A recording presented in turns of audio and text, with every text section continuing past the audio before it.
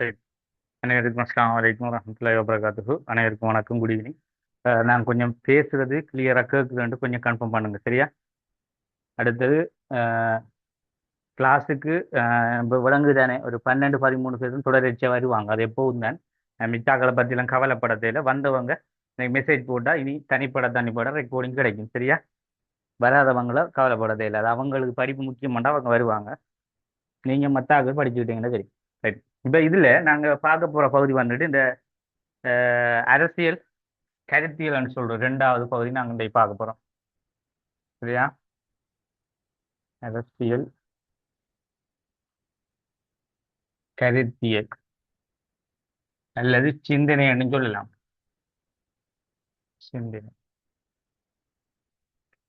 இப்ப இதுக்கு பிறகு நாங்க பார்க்க போறதுதான் கொஞ்சம் கிளியரா வரும், சரியா? போட் கொஞ்சம் இருங்க. இப்ப இதுக்கு பிறகுதான் அரசியல் கோட்பாடுன்னு சொல்ற விஷயம் இருக்கு. இப்ப நீங்க இப்ப எல்லாருக்கும் நான் அன்றைக்கு போன இதுல அதாவது ஒரு ஆய்வு விடயம் வந்துகிட்டு அணுகுமுறை என்று சொல்லி தந்தேனே. அப்ப அந்த அணுகுமுறையிலிருந்து கிடைக்கப்படுகின்ற பிரதிபலிப்பு முடிவு வந்துட்டு அது அரசியல் கருத்து அறிக்கலாம், கோட்பாடு அறிக்கலாம், பல பேர்கள் அதை சொல்லலாம், சரியா?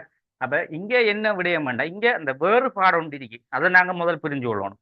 இப்ப கருத்தியல் என்பது கோட்பாடு என்பது என்னன்றதை நீங்க கொஞ்சம் புரிஞ்சு கொள்றதுக்காக தான் இப்ப நாங்க கருத்தியல் என்பது வேறையாகவும் அதே போல கோட்பாடு என்றதை வேறையாகவும் நாங்க இன்றைய கிளாஸ்ல பார்க்க போறோம், சரியா? பெரும்பாலும் இன்றைக்கு நாங்க கருத்தியல முடிச்சிட்டோம்டா அடுத்து நாங்க கோட்பாடையும் பார்ப்போம்.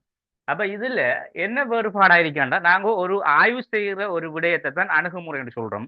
அதுல கிடைக்கப்படுகின்ற முடிவாக நாங்க கருத்தியலையோ அல்லது கோட்பாடு என்ற விஷயத்தையோ அல்லது வேற வேற பேர்கள், அதுக்குரிய பல பேர்கள் இருக்கு. அதை நாங்க முடிவாக எடுக்கலாம். ஆனா இந்த இடத்துல கருத்தியல் என்பது பொதுவா சொல்லப்படுகிறது ஒரு ஒரு விடயம் சம்பந்தமாக நாங்க கொள்ளுகின்ற ஒரு தத்துவம் இல்லாட்டி ஒரு நம்பிக்கை, சரியா? அப்ப அந்த விடயத்தை நாங்க ஒரு உண்மைத்தன்மையா ஏற்றுக்கொள்ளலாம் என்று நாங்க ஒரு முடிவு ஒன்று எடுக்கதான் கருத்து. அதுக்கு சிந்தனை எங்கட இப்ப உங்களுக்கு ஒரு சிந்தனையோ உங்களுக்கு ஒரு கருத்து எங்கட மனதளவிலே ஒரு உண்மைத்தன்மையாக உருவாக்கிட்டா. இப்ப உதாரணமாக ஒரு கிரேக்க காலத்தை எடுப்போமே. கிரேக்க காலத்துல வாழுக மக்கள், கிரேக்க காலத்துல நாங்க வாழ்றோம்டா, கிரேக்க காலத்துல அந்த நேரத்துல இப்படி அரசியல் தன்மை இருக்கேன்டா, அந்த நேரத்துல அந்த தன்மை அரசியல் எங்களுக்கு பொருத்தப்பாடு இல்லை என்று வச்சுக்கோமே. பொருத்தப்பாடு இருந்து கொஞ்சம் கொஞ்சம் காலம் போக பொருத்தப்பாடு இல்லாம ஆயிட்டு. ஏன்னா கொஞ்சம் கொஞ்சம் காலம் போக போக மக்களும் தொகை அதிகம் கொஞ்சம் வேறொரு அரசியல் வேணுமென்றதுக்காக நாங்க எங்களுக்குள்ள ஒரு சிந்தனையை கொண்டு வரோம். அப்ப அதை எப்படி சிந்தனை நாங்க கொண்டு வரோம்டா, இதை விட இந்த மாதிரி ஸ்பெஷலான ஒரு அரசை கொண்டு வந்தா இப்படி நல்லா இருக்குமென்று சிந்தனை கொண்டு அந்த எங்களுக்கு எழுந்த அந்த சிந்தனை அந்த கருத்தை தான் இந்த கருத்தியல் சிந்தனை. அதுக்கு இன்னும் சொல்றாங்க புரிதல் நம்பிக்கைன்னு சொல்றாங்க. இப்ப இதை என்ன செய்வாங்கண்டா, இதை பூரணப்படுத்தாம இதை கொஞ்சம் வச்சு பார்ப்பாங்க.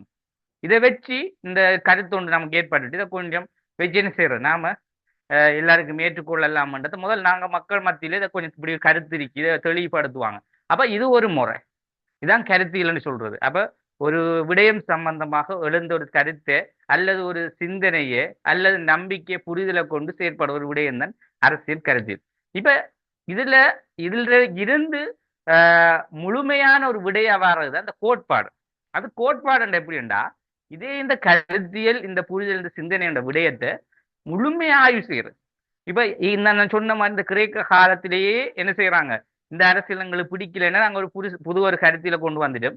இந்த கருத்தியலை அந்த மக்கள்கிட்டயே கொண்டு போய் முழுமையா ஆய்வு செஞ்சு எல்லாரும் அதை ஏற்றுக்கொண்டு ரைட் இது எல்லாராலையும் ஏற்றுக்கொள்ளலாம், எல்லாருக்கும் இது பொருத்தப்பாடு கண்டு ஒரு ஆய்வின் பிரகாரம் முடிவா கொண்டு வர்றது. முடிவா வார விடயம் தான் அந்த கோட்பாடு என்ன கருவன்னு சொல்றது, விதின்னு சொல்லலாம்.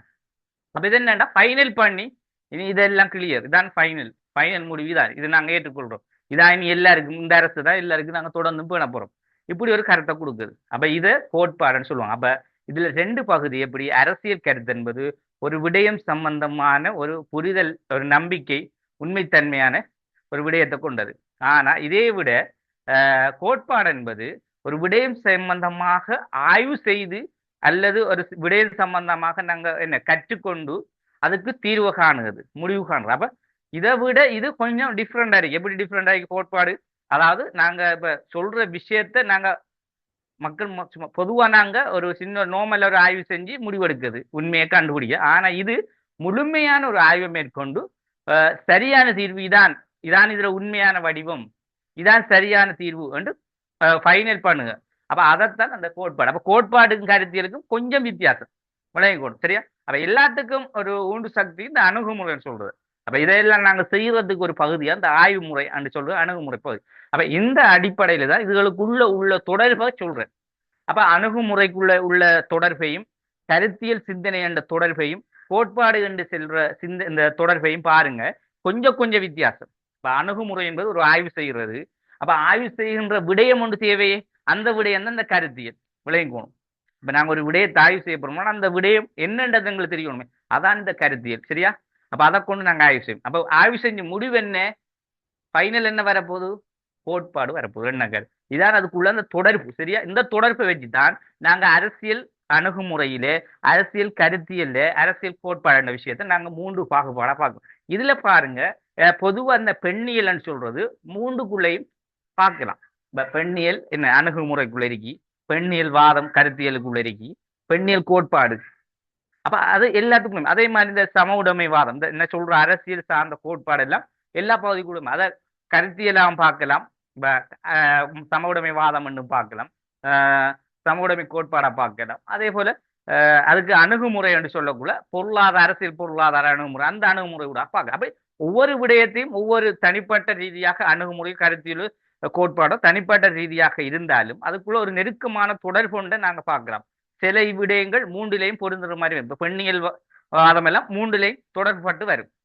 சிலது வந்துட்டு 2 விஷயங்களோட தொடர்பட்டு வரும் சில பேர்கள். ஆனா எல்லாமே ஒரே விஷயத்தை மையப்படுத்தாங்க.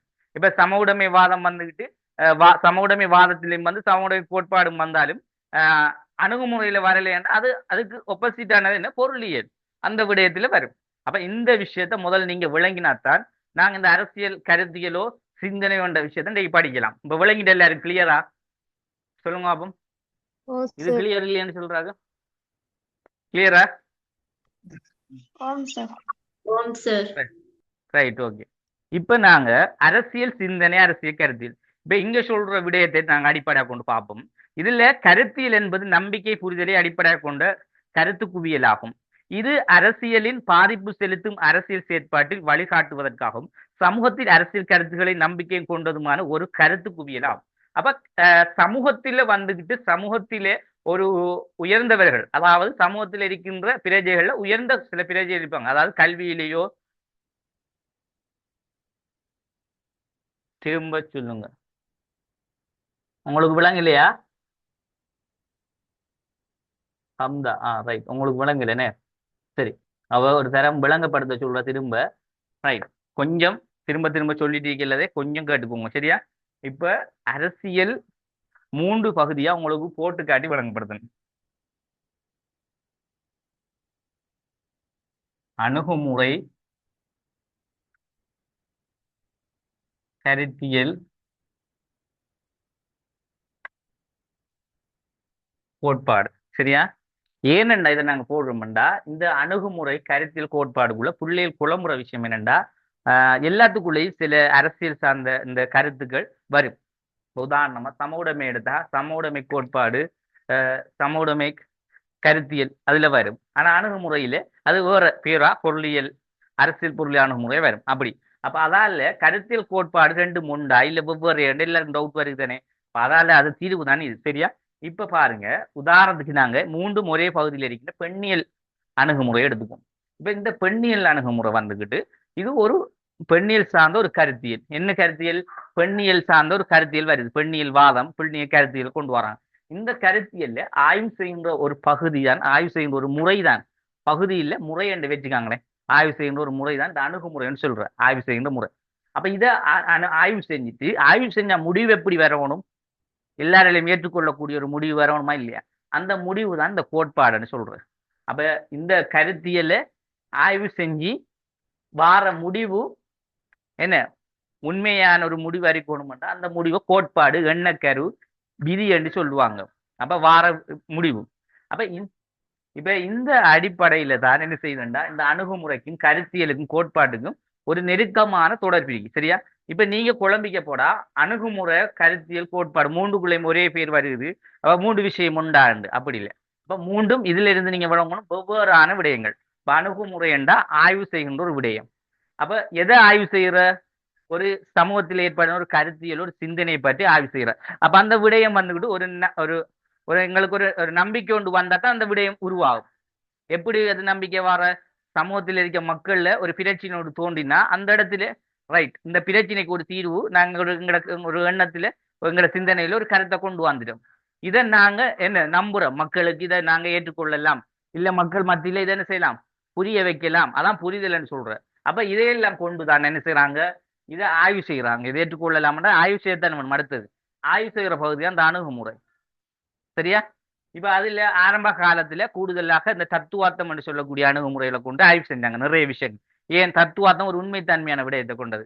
அப்ப அந்த அணுகுமுறையை கொண்டு நிறைய கருத்தியல்கள், பழமையான நிறைய கருத்தியல்கள் இது முன்னோடாதான் தத்துவார்த்த அணுகுமுறையோட தான் ஆய்வு செய்யப்பட்டது. அப்ப அந்த ஒரு உதாரணத்துக்கு அதை எடுத்துக்கொள்வோமே. அந்த ஆய்வு முறையை எடுத்து ஆய்வு செஞ்சாங்கண்டா ஒரு கருத்தியல்ல இந்த அணுகுமுறை அதாவது ஆய்வு முறையோட என்ன செய்யறாங்க ஆய்வு செஞ்சாங்கண்டா கிடைக்க போற முடிவு வந்துட்டு என்ன ஃபைனலா வர கோட்பாடு. கோட்பாடு என்ன, ஒரு ஆய்வின் ஒரு முடிவு, ஒரு விடயத்தை ஆய்வு செய்து கிடைக்கப்பெறுகின்ற எல்லாராலும் ஏற்றுக்கொள்ளக்கூடிய ஒரு உண்மைத்தன்மையானது, அல்லது ஒரு கற்கையில் ஒரு விடயத்தை சம்பந்தமாக நாங்கள் கற்கின்ற போது அதனூடாக கிடைக்கின்ற ஒரு முடிவு. அப்ப இது இந்த ஃபைனலா சொல்லப்படும் இந்த கோட்பாடு இந்த எண்ணக்கருவு என்பது எல்லாரையும் மேற்கொள்ளக்கூடிய ஒரு முறையான ஒரு முடிவாக இருக்கும். அவரைத்தான் கோட்பாடுன்னு சொல்லுவாங்க. நாங்க இப்ப உதாரணமாக தெய்வீக உரிமை கோட்பாடுன்னு சொல்றோம், சமூக ஒப்பந்த கோட்பாடு சில. ஏன் இதை நாங்க இந்த கோட்பாடெல்லாம் நாங்க ஏற்றுக்கொள்றோம், ஏனென்றால் அது ஃபைனல் ஆயிட்டு.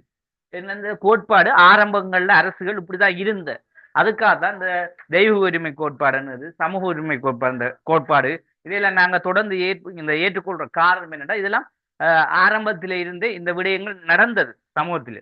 அதனாலதான் இந்த கோட்பாடை என்ன செஞ்சாங்க, ஏற்பாட்டை இந்த கருத்தை கொண்டு ஆய்வு செஞ்சு முடிவாக அந்த கோட்பாட்டை கொண்டு வந்தாங்க. அதனோட அந்த கோட்பாடு வெளிப்பாடு. சரியா? அந்த கோட்பாட்டுக்கு பல பேர் மென்னக்கேரன். இப்ப நான் உங்களுக்கு ஒரு பேருக்கு சில பேர்கள் இருக்குதானே. நீங்க அரசியலுக்கு வந்துட்டு கருத்தியல் சிந்தனைன்றதை பக்கத்துல போடுங்க. சரியா? அதல்லது வாதம் மட்டும் போடுங்க. ஏன்னா உங்களுக்கு எக்ஸாம்ல சில டைம்ல அரசியல் கருத்தியல் மட்டும் தராம அரசியல் சிந்தனைகள் பற்றி ஆராய்க, இல்லாட்டி அரசியல் வாதம் பற்றி ஆராய்க.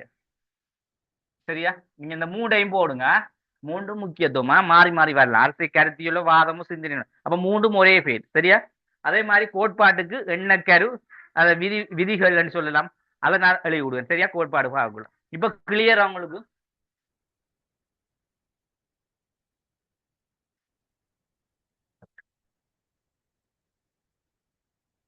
சரியா? கிளியர் தானே? Right, okay. நீங்க என்ன செய்யலாமாண்டா, ஒரு சிலர் வந்துகிட்டு இதுல கேட்க வைக்கமாண்டா. சரியா? நீங்க எனக்கிட்ட பிரைவேட்டா மெசேஜ் போட்டு கேளுங்க, நான் உடனே ரெக்கார்டிங்ல விஷயத்த சொல்லுவேன். சரியா? தெளிவா. ஏண்டா சில டைம்ல சிலர் யோசிப்பாங்க, இதுல டவுட் கேட்டோம்னா டைம் போகும் தானே, மற்ற விஷயம் பார்க்கலையே அந்த மாதிரி எல்லாம் நினைப்பாங்க. அப்படி உங்களுக்கு அந்த மாதிரி ஒரு எண்ணம் இருந்தா கொமனா கேட்கண்டா கேட்கலாம். எல்லாருக்கும் டவுட் வேண்டா கொமனா கேட்கலாம். ஒரு ஆளுக்கு மட்டும் டவுன் நீங்க எனக்கு ஒரு மெசேஜ் ஒன்று தாங்க பிரைவேட்டா, நான் உங்களுக்கு கிளியர் பண்ணுவேன். சரியா? Right, okay. சரி, இப்ப பாருங்க. இதுல அரசியல் கருத்தியலை பத்தி சொன்னாங்க. எப்படின்னா சமூகத்துல வந்துகிட்டு ஒரு நம்பிக்கை புரிதல் என்றதை அடிப்படையாக கொண்டு ஒரு கருத்து குவியல் சொல்றாங்க. அப்ப சமூகத்துல நடக்கின்ற ஒரு ஒரு சம்பவம், அதாவது பிரஜைகளுக்கு ஒரு எதிரான ஒரு சம்பவம், இல்லாட்டி சமூக மக்களுக்கு ஒரு எதிரான ஒரு அரசு ஒன்று இருக்கின்றா, அதை வந்துகிட்டு எதிரான ஒரு கருத்தை கொண்டு வரணும். இதுக்கு எதிரான ஒரு கருத்தை கொண்டு வரணும். யார் இதை கொண்டு வருவாங்கடா, சமூகத்தில் இருக்கின்ற பிரஜைகளை உயர்ந்த அந்தஸ்தில் இருக்கின்ற, அதாவது ஒரு கல்வியிலே அல்லது ஒரு அறிவார்ந்த ஒரு ஆய்வாளராக அல்லது ஒரு கல்வித்துறை ஒரு நிபுணராக அப்படியான ஒரு சிலர்கள் தான் என்ன செய்வாங்கண்டா, அதுல கொஞ்சம் அதாவது அரசியல் சார்ந்த விடயமோ இல்ல வேற ஒரு பொருளியல் சார்ந்த துறைண்டா அதை சார்ந்த ஒரு துறையில உள்ள ஒரு எக்ஸ்பர்ட்டோ அவர் தான் என்ன செய்வாரண்டா, இந்த சமூகத்தில் நடக்கின்ற பிரச்சனைக்கு என்ன தீர்வு கொடுக்கலாம் என்று என்ன செய்வாங்கன்னா இந்த அறிஞர்கள் சில கருத்தை கொண்டு வருவாங்க. அப்ப அதைத்தான் சொல்றாங்க, சமூகத்தில ஒரு நம்பிக்கை புரிதலை அடிப்படையாக கொண்ட இந்த கருத்து வந்துட்டு யாரிடத்தில் உருவாமண்டா அது அறிஞர்கள் மத்தியில இந்த சமூகத்தில் இந்த கருத்து உருவாம். அது எப்படி ஒரு பிரச்சனைக்கு அது ஒரு பிரச்சனை ஒரு சம்பவம் ஒன்று நடந்தா அந்த சம்பவத்துக்கு அதுக்கு எதிரான சில ஒரு ஒரு வாதமாக, இப்ப இந்த உதாரணமாக முதலாளித்துவ வாதம் என்ற வாதம் கருத்து உருவாக்கப்பட்டதுன்னு. அது வந்துட்டு ஏன் உருவாக்கப்பட்டு, முதலாளிகள் அதாவது முதலாளித்துவ அரசை உருவாக்கணும். மக்கள் எல்லாருமே என்ன வேணும், தண்ட இந்த பொருளாதாரத்தை ஊக்குவிக்கணும் அந்த முதலாளித்துவ அரசு வந்தது. அது வந்து என்ன நடந்துச்சு, மக்களை இல்லாத மக்கள் ஏழைகளை அடக்கக்கூடிய ஒரு சமூகமாக மாறியது. அப்ப அங்க ஒரு வர்க்க முரண்பாடு வந்ததால முதலாளி தொழிலாளி அடக்கும் வர்க்கமா மாறிச்சு. அப்ப ரெண்டு பேருக்குள்ள பிரச்சனையும் வந்துச்சு. இப்ப இது வந்துகிட்டு இந்த கருத்தை என்ன செஞ்சாங்கன்னா காலப்போக்கில் உள்ள அறிஞர்கள் இதை தொடர்ந்து ஏற்றுக்கொண்டா இன்னும் முரண்பாடு இன்னும் என்ன செய்யலாம், தலைவிரித்து ஆடும் கொண்டு ஒரு கருத்து கொண்டு இதுக்கு தான் என்ன செய்யறாங்க, இப்படியான பிரச்சனைகள் தான் வேறொரு கருத்தை நாம கொண்டு வருவோம் என்று முடிவெடுத்தாங்க. அதுல இந்த தாராண்மை வாதம் தனி மனித சுதந்திரம் மன்றத்தை கொண்டு வராங்க. அப்படி அது போல சம உடைமைவாதம் அப்படி மாறி அந்த தொடர சொல்றேன் எப்படி வந்தேன். அப்ப தனி உரிமை இந்த தாரண்மைவாதத்தை கொண்டு வந்தா தாரண்மைவாதத்தினுடைய கொள்கை என்னண்டா, அதாவது இங்க எல்லா மனிதருக்கும் தனி மனிதர் எல்லாருக்கும் சுதந்திரம் கொடுக்கணும். ஏன் அங்க மனிதனை அடிமைப்படுத்தினாங்க, முதலாளிகள் தொழிலாளி அடிமைப்படுத்தினதால இவங்க என்ன செஞ்சாங்க, இதை பார்த்துட்டு இந்த கருத்தை நாங்க தொடர்ந்து இந்த அரசு கொள்கை கிட்ட நாங்க இருக்கலாது, இதை மாற்றி அமைச்சு தனி மனித அதை எல்லாரும் சுதந்திரமாக செயற்படணும். அதாவது ஏழை என்றாலும் தான் பணக்காரன் எல்லாருக்கும் சுதந்திரத்தை கொடுத்து அவங்க தொழிற்சி எடு, யாருக்கும் யாரும் கூலிக்கு வேலை செய்யறதில்ல, அப்படி ஒரு நிலைப்பாட்டு தனிமனித சுதந்திரத்தை கொடுத்திருந்தாங்க.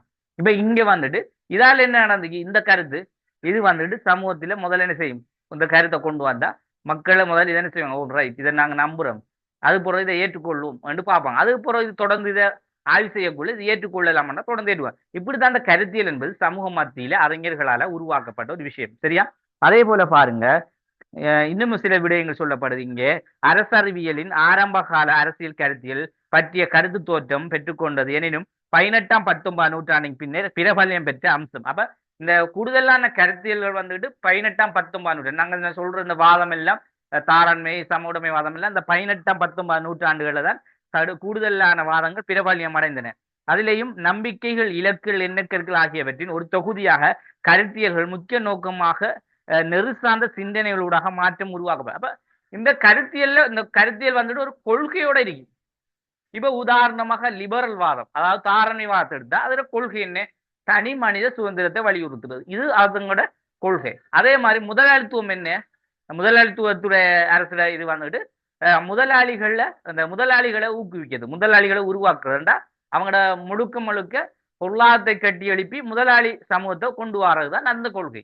அப்படி ஒவ்வொரு சம உடைமைவாதத்துல கொள்கை என்னண்டா, இங்க முதலாளியும் இல்லை தொழிலாளியும் இல்லை தனி மனிதனும் இல்லை, எல்லாருக்கும் எல்லாம் சமம், சமதர்மம் தான் என்று அந்த கொள்கை. அப்படி ஒவ்வொரு அதே போல ஜனநாயக தாராளமான ஜனநாயகம் அதை எடுத்துக்கிட்டா, அதாவது மக்கள்ல விருப்பத்துக்குரிய ஒரு ஆட்சி முறை இருக்கணும், மக்கள் சுதந்திரமான முறையில் செயற்படக்கூடிய மாதிரி இருக்கணும். அப்ப இதுல என்ன வருது, தாராள ஜனநாயகமான சுதந்திரத்தையும் கொண்டு ஜனநாயக கருத்தையும் கொண்ட ரெண்டு கொள்கை. அப்ப ஒவ்வொன்றிலையும் ஒவ்வொரு கொள்கைகள் என்ன செய்யுது அதுல உருவாக்கப்பட்டிருக்கும். அப்ப அதுலதான் சில சிந்தனைகளூடாக மாற்றம் உருவாக்க. அப்ப அதுல என்னென்ன சில சிந்தனைகள்ன்றத இங்க சொல்லப்படுது பாருங்க. அரசியல் கருத்தியலின் பண்பு. அப்ப அரசியல் கருத்து இந்த நாங்க சொல்ற இந்த வாதத்துல பண்பை பார்த்தா முதல்ல சமூகத்தில் உள்ள சில குழுக்களின் அரசியல் இலட்சிய நம்பிக்கைகள் தூர நோக்குகள் என்பவற்றை ஒழுங்குபடுத்துவதாக இருக்கு. அப்ப சமூகத்தில உள்ள சில குழுக்கள் அது வந்துட்டு சமூகத்தில் இருக்கின்ற பொதுவா சொல்றது மக்கள் குழுவை தான் சொல்லலாம். அப்ப அந்த மக்கள் குழு வந்துட்டு அரசியல் லட்சிய நம்பிக்கைகள்ல தூர நோக்குகள்ல என்பவற்றை எவ்வாறு படுத்துவதாக இருக்குமெண்டா, அப்ப அந்த மக்களுக்கு வந்துகிட்டு நடந்து இருக்கின்ற ஒரு அரசியல் இவங்க பாக்குறாங்க எப்படின்னா, இது காலப்போக்கில தூர நோக்கில பார்க்கக்குள்ள இது தொடர்ந்தும் ஏற்றுக்கொள்ள இயலாது. ஏன் ஏற்றுக்கொள்ளாது, இது காலப்போக்கில போக்கு ஒரு முரண்பட்ட ஒரு அரசாக மாறலாம், மக்கள் இதை விரட்டி அடிக்கக்கூடிய ஒரு அரசாக மாறலாம், அப்ப விரும்பத்தகாத அரசாக மாறலாம். அப்ப இதெல்லாம் பார்த்து போட்டுதான் அவங்க என்ன செய்யறாங்க, இந்த அரசு நாங்க ஏற்றுக்கொள்ள இயலாது என்று முடிவு செய்யறாங்க. சரியா? அப்ப முடிவு செஞ்சாங்கன்னா இந்த இடத்துல அந்த அரசு வந்துட்டு ஒரு என்ன செய்யணும், அந்த அரசுக்கு ஒரு இன்னொரு அரசை கொண்டு வரதுக்காக அந்த அரசை தூர நோக்கு மாதிரி பார்த்து கொண்டு என்ன செய்யறாங்கன்னா புதிய ஒரு சில கருத்து நம்பிக்கையான சில விடயங்களை கொண்டு வருவாங்க. இது முதலாவது பண்பு. எப்படி, அதாவது அது ஒரு ஒழுங்குபடுத்தப்பட்ட வகையில என்ன செய்வான், ஒழுங்குபடுத்தப்படுவதா ஒரு நோக்காக முதலாவது அமைந்திருக்கும். அடுத்த பண்பு பாருங்க, சமூக குழுக்களை அரசியல் செயற்பாட்டில் ஈடுபடக்கூடியதாக இருக்கும். அப்ப சமூக குழுவை வந்துகிட்டு என்ன செய்யறா, சமூகம் மக்கள் குழு, அந்த சமூக மக்கள் குழுவை அரசியல் செயற்பாட்டில் ஈடுபடத்தக்க கூடியதாக. அப்ப இது ரெண்டாவது விஷயம். இந்த கருத்து வந்துட்டு பொதுவா அரசியல் சார்ந்த கருத்து அடிப்பதால அரசியல ஈடுபடக்கூடிய சார்ந்த விடயங்களை கொண்டிருக்கும். இது ஒரு பண்பு அரசியல் கருத்தியல். அதே போல மூன்றாவது விடயம் குறித்த இரு கருப்பொருளை மையமாக கொண்டு காணப்படும். அப்ப இதுல வந்துட்டு இந்த குறித்த இரு கருப்பொருள், இதுல கருப்பொருள் என்னன்னா நாங்க பொதுவா நாங்க பார்க்கலாம். இதுல ஒரு விடயம், ஒரு கொள்கை சம்பந்தமான ஒரு விஷயம், அதுல வந்துட்டு இதுல ஒரு நம்பிக்கை, அதே போல அந்த நம்பிக்கையை ஏற்றுக்கொள்ளக்கூடிய தன்மை இருக்கணும், இல்லாட்டி ஏற்றுக்கொள்ளணும். சரி, அப்ப அதுல வந்துட்டு இந்த குறித்த கருப்பொருள் குறித்த இரு கருப்பொருளை மையமாக கொண்டு காணப்படும் என்னக்குள்ள பொதுவா இந்த விடயம் ஒரு கருப்பொருள் ஒன்று மையமாக இருக்கணும். இப்ப ஏற்கனவே ஒரு கருப்பொருள் ஒன்று அங்கே இருந்தா அது மக்களால் ஏற்றுக்கொள்ளப்படவில்லை என்றால் இந்த கருப்பொருள், இந்த ஏற்கனவே சொன்னப்பட்ட கருப்பொருளுக்கு மற்ற கருப்பொருள் கொஞ்சம் வித்தியாசமாக மக்களால் நம்பக்கூடிய மாதிரி ஏற்றுக்கொள்ளக்கூடிய மாதிரி இருக்கணும். இதை நாங்க ஒரு பண்பா பார்க்கலாம். அதே போல அரசியல் செல்வாக்கு செலுத்தும் நபர்களால் முன்வைக்கப்பட்டது. அப்ப இது வந்துட்டு யாரால முன்வைக்கப்படும் என்றா இதைத்தான் நான் இப்ப சொன்னேன், அறிஞர்கள். அதாவது இதை சொல்லப்பட அரசியல் செல்வாக்கு செலுத்தும் நபர்கள். அப்ப அரசியல்ல செல்வாக்கு செலுத்தக்கூடியவர்கள், அதாவது அந்த அரசியல கொஞ்சம் உயர்ந்த அந்தஸ்தில் இருக்கு, அவங்க தான் இதுக்கு என்ன செய்யணும், ஒரு முக்கியத்துவத்தை கொடுக்கக்கூடியதாக இருக்கும். சரியா? அப்ப அவங்களால தான் இந்த கருத்துக்கள் முன்வைக்கப்படும். அதே போல எதிர்கால நோக்கிய வடிவமாக காணப்படும். அப்ப அந்த கருத்து வந்துகிட்டு அண்டைய சமூகத்துக்கு மட்டும் இல்லை. இப்ப ஒரு சமூகத்துக்கு பிரச்சனை வருதுன்னா அந்த சமூகத்துக்கு இந்த கருத்தை கொண்டு வந்தா அந்த சமூகத்துக்கு மட்டும் பொருத்தம் இல்லை, இதுக்கு புறவு வார சமூகத்துக்கும் நாம கொண்டு வந்த கருத்து பொருத்தமா ரெண்டு பார்த்து தான் என்ன செய்வாங்க, அந்த நம்பிக்கையான அந்த கருத்தில் சிந்தனையை கொண்டு வருவாங்க. அப்ப இந்த அடிப்படையில இதனுடைய பண்புகள் என்ன செய்யும், அமைஞ்சிருக்கும்.